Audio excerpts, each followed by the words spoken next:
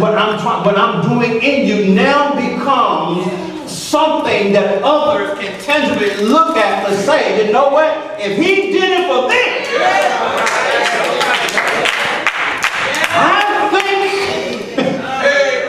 I think God might be able to do it for me.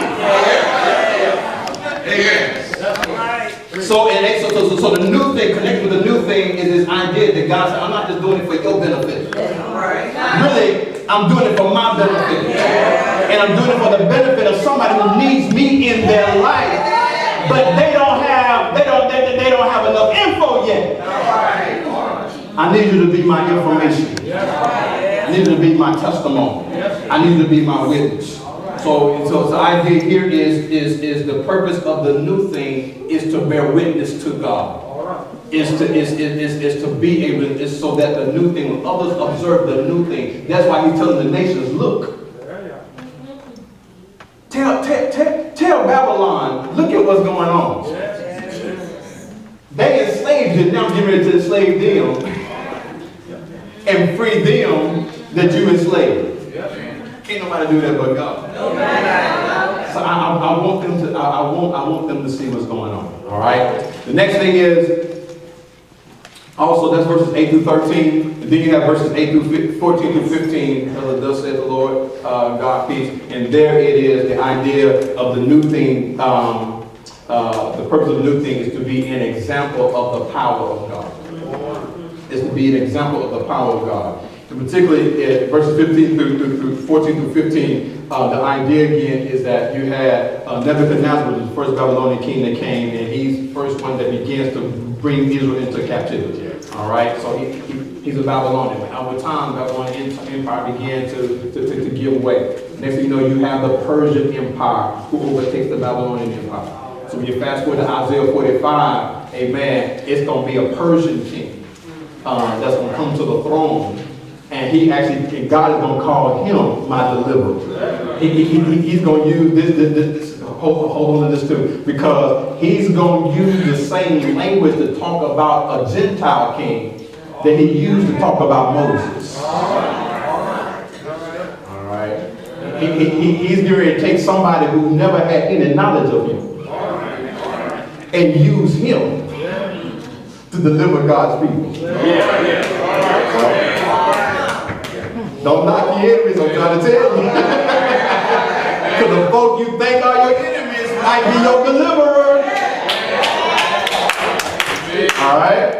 Okay, so don't pigeonhole God. That's what it's so. So what's happening here in verses 14 to 15, it points to exemplifying the legitimacy of God. The legitimacy of God says something about the standards of God or the character of God. When you look at what I'm going to do in the new thing, it's going to demonstrate something about me as being legitimately God. And one of the things that demonstrates me as being legitimately God is that I'm a God of compassion. I'm a God of justice. I'm a God of righteousness. And so therefore, what you're getting ready to see is that you're getting ready to see that I legitimately do what I do because I'm a legitimate God. And so therefore, because God's people was my people, I'm not going to leave them in the hands of the Babylonians. I'm not going to leave them in the hands of the enemy. I've got to deliver them because they're my children. So part of this, and you got to be careful how far you push this from a theological perspective, part of this, of what God is doing, says something about what God does because of his obligation as dad. Because of who he is as father. As a father, I can't leave my children in that state. I got to go and get them. Because I'm the Father. I'm God. I'm not just God. I am the Lord. I am the one who entered into covenant with Israel. And one of the covenantal components of me is I'm a faithful God. And I'm a faithful God in spite of your unfaithfulness. So something about your unfaithfulness still cannot alleviate God's faithfulness. So God still has to move. So even when he has to move, when he moves, you can miss the move if you don't want to adjust from being unfaithful to being faithful. But he's going to be faithful. Amen. He's going to legitimately be God.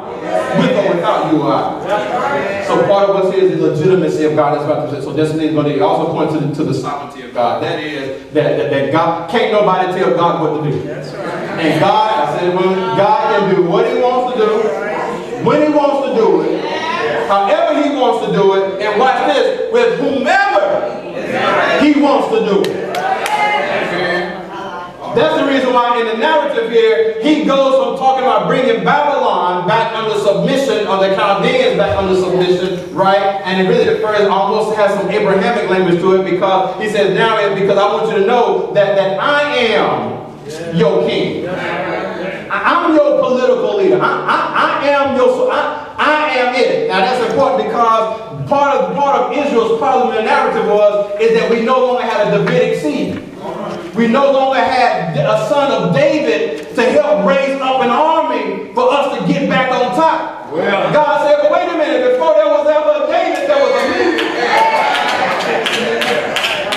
So don't anchor your hope in King David. Matter of fact, David called me king. I'm your king. So God said, don't get it twisted. That's why, amen, I pray for us, I pray for our country, I pray for our president, and it gets hard sometimes, but I am reminded, praise the Lord, that he may be commander-in-chief, but he ain't commander over all. And so part of what God does in the narrative, grab this, because part of what he said in the narrative is, he said that as the chief over all nations, I decide who sits on what throne. We have to grapple with that, because if that's the case, then that means even what we got right now, somehow. I don't know how. I'm in that. I can't see it, but I'm trusting my king. That in the narrative is not just this king or this God that's concerned about my spiritual dynamic, includes my social life. It includes my political life. It includes my economic life. It includes the entirety of my life. There is no part of my life that God is not concerned with. So this new thing covers everything. Amen. Amen. Okay, all right. Praise the Lord. So again, that's I do need to cover this fourth principle, because that's the reason we get into this. All right. Finally we have there is the provider of the new thing. All right. Spiritual principle number 2, there is the promise of a new thing. Okay. Spiritual principle number 3, there is a purpose for the new thing. However, 16 through the rest of the chapter says that there are problematic hindrances to the new thing. God can promise it. Just like my Samsung Galaxy S8. I saw it on TV. It looked good. My wife had the 7. Amen. At the time, I still had my 5. I'm like my 5. It ain't no way.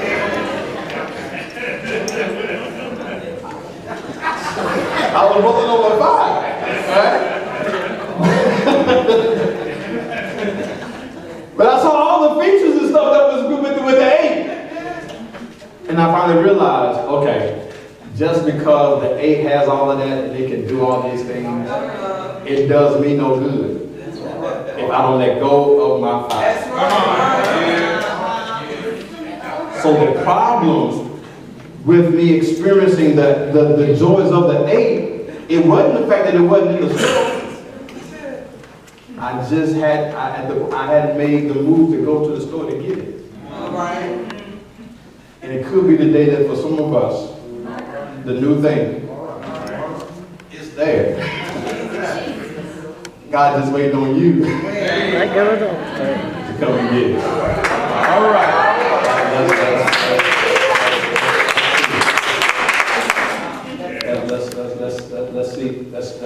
Let's see some things that can hinder us, or it can become hindrances to embracing the new thing. All right. Matter of fact, I'm going to read 16 down through 22, if you don't mind. All right. Thus said the Lord, who makes a way in the sea and a path through the mighty waters. Hold on to that, because that points to Exodus experience. Because remember, they crossed over the Red Sea. Then they also crossed over the Jordan River. And they crossed over the Jordan during flood stage time. All right, so this has language or imagery to the way God made a way for them before. All right. 17.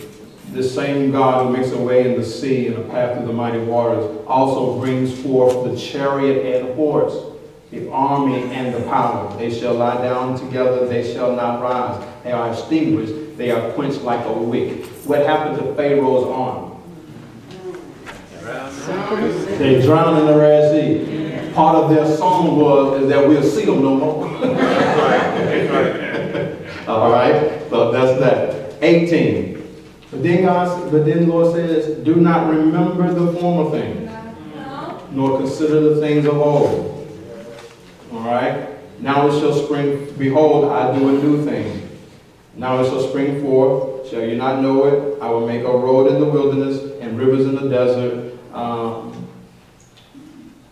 The beasts of the fields will honor me, the jackals and the ostriches, because I give waters to the wilderness and rivers in the desert, to give drink to my people, my chosen. This people whom I have formed for myself, they shall declare my praise. Back to giving God glory. 22. But, the second but in here.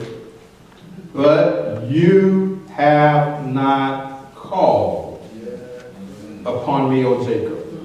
Drop down to 25. I, even I, am he who blots out your transgressions for my own sake, and I will not remember your sins. All right? So something about you won't call and you won't confess, which now becomes an hindrance to the new thing. All right? Look at a couple things real quick. Number one is the nostalgia of the past, amen, can become a hindrance to the new thing. Right here, when God tells them to don't remember in the narrative, it's not the aspect of catching amnesia. I want to make sure we wrap that as part of the forgetting component, right? Because the same word that's used, the same Hebrew word for don't remember in 18 is the same word used for remember in verse 25. And there's also the concept also in 46, Isaiah 46, where they are called to remember. So there's something about this remembering that has some dynamics to it that says that becomes a certain way in which you must remember, in a certain way you cannot remember. One of the remembers is, he says, Israel, don't become nostalgic over the past. That is, when you have nostalgia, you look at something and it was so good. It was so good. It was great. So great that you want what was then. And so because you want what was then, you cannot even fathom something even better in the present. So part of the idea is that not can you fathom it, but because you are so stuck with the past, or you're so stuck with his history, your history Israel, that you cannot see what God is doing right now. So therefore, it's wrecking your level of spirituality. So when you get to the point to where your history becomes idolatry, then that becomes a problem. And that's what was happening with Israel when we get to the narrative of the text. He says that the remember right here is the aspect of saying, God, I know how you did it then. And I'm looking for you to do it that way now. And so because you're not doing it that way now, I now question who you are and what you're doing. All right. Remember in verse 16, you made a way in the sea. But the new thing according to 19 is a road in the wilderness. All right. That's how you did it then. And so because I'm looking for you to do it like you did it then, I cannot believe you're doing what you're doing right now. So now that becomes a problem with my relationship with you because I'm so stuck on what you did that I can't even fathom that you're doing something new right now. Put it another way. For anybody that I know of individuals, praise the Lord, a couple individuals that I know of, they had to deal with cancer. The first bout they had with cancer, they went to the doctor, found a spot. All right, so we're going to bring you back for a test to see how we're going to proceed with treatment. When they went back, wasn't no need for treatment. All right. Because there wasn't no spot. All right. Yeah. God can touch and move spots. All right. But they had a second bout. Now the second bout, same thing happened. Saw the spot, come back on treatment. They came back, they had to go ahead with treatment because the spot was there. At a particular point, they grew in this because their dynamic was, have I done something wrong? Or what is God doing? God ain't done nothing wrong, just keep the faith. He can move by way of moving spots. Or he can take you through the process and still get rid of the spot. And so for Israel, he's saying, stop looking at how I did it then, because the same concept applies. I am a deliverer. But just because I delivered one way yesterday, don't mean I can deliver another way today. All right? And so part of the dynamic for Israel is that you are letting how I did it stop you from growing in how I'm doing things now. It's affecting the level of your spirituality. So because you can't grasp it, what aren't you doing in verse 22? You won't call out to me.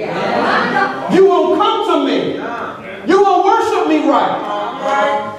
Because for some reason you're so caught on how it was for Ray. You can't even grasp the concept that I can do it another way. All right. Second thing, don't let it rob you of your destiny.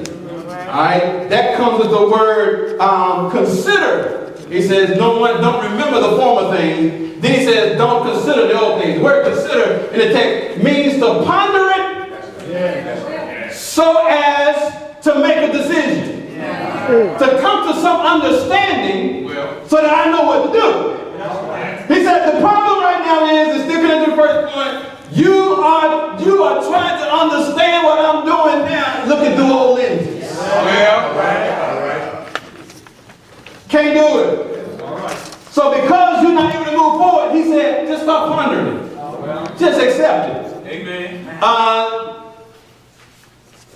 Earlier, remember when I delivered you, I called one of you. I called someone from among you. I called Moses. He was one of you. Granted, he grew up in Pharaoh's house, but he was one of them. He was one of them. All right? That's good. I used Moses, one of you, to deliver you. But now, I'm not using one of you. I'm using one that doesn't have nothing to do with you. All right. Don't worship like you worship. Don't know that hadn't been to Sunday school, ain't been to church. All right. They don't know what the word holy means. No concept of righteousness. He said, but that's who I'm going to use to deliver you. Israel, you cannot grasp what I'm doing right now is because you still looking for me to raise up somebody from among you. I'm not raising it up from among you. I'm bringing it from outside. And sometimes we get with God, and because God doesn't work in our circle, we can't fathom that God will start moving outside our circle. And so therefore we close off what God can do because we still stuck on the old things. So he says to Israel, amen, don't let the past rob you. Entrapments of the tradition. This is not a personal note. This is more of just a congregational, or even for me, and working my associational note. What is here, the language here in verse 16 and 17, 18 and 19 is not just that of history, but it's also that of part of Israel's tradition. And so their tradition now has become a hang-up for them. And so I put some quotes in there about tradition, and the favorite one I love is this third one. And it's a third one that says, tradition is a guide, not a jail. Take that one home and meditate on that. All right. Tradition is a guide, not a jail. It has its place. And its place is to push us forward, not hold us back. Right. And that's what the author is daring to do in the text. He's drawing on Israel's history to push them forward, to trust God for the future, not to be afraid of the future. All right? Trust God to move forward. The last two things is that this here, another hindrance to the new thing is what in the text is as the insensitivity to future possibilities. Again, it's 19 to 20. The insensitivity to future possibilities comes as a result of the inability to grasp the innovation of God. Yes. Again, the innovation of God is the new thing, particularly is that God is delivering in a new way. All right, He's not delivering the way He delivered when He delivered you, Moses and Egypt.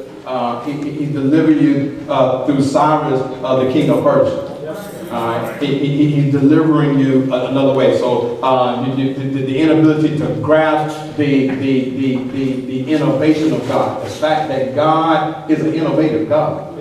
God got all kinds of ways to do what God does. And we just have to trust God's ability or His innovative ability. God is an innovative God. Lastly, but also connected with that is the inability to embrace the proclamation of God. The word new in the text has two nuances. In verse 19, one nuance of the word new is novelty, which is where we get the word innovation from. God is doing a new thing, or God is crafting a new work with Israel. Or in Israel, all right? But also this new aspect is not only His crafting, but it's also His proclaiming. So one of the aspects of the new and how it is used in the text is when God proclaims something for His children, and they're going to embrace what He's proclaiming. And so sometimes what hinders us in our ability to grasp a new thing is that we won't embrace the proclamation of the Word of God. He was sending a word from God for the people of God, but they would not embrace the word from God. That's what now leads to the unresponsiveness to the present opportunities. Again, that's in verse 22. We won't call out to God, refusal to call out to God, and then refusal to confess to God. All right? And so those are the hindrances. Sorry, I ran through the hindrances real quick. I want to be true to my time. I'm 10 minutes over. I wanted to stop at, but we're there. I'll still be ready to close out at 11:30. I'm sticking about my time. So praise the Lord. Amen. So blessings to you. I hope that there were some things rendered unto today.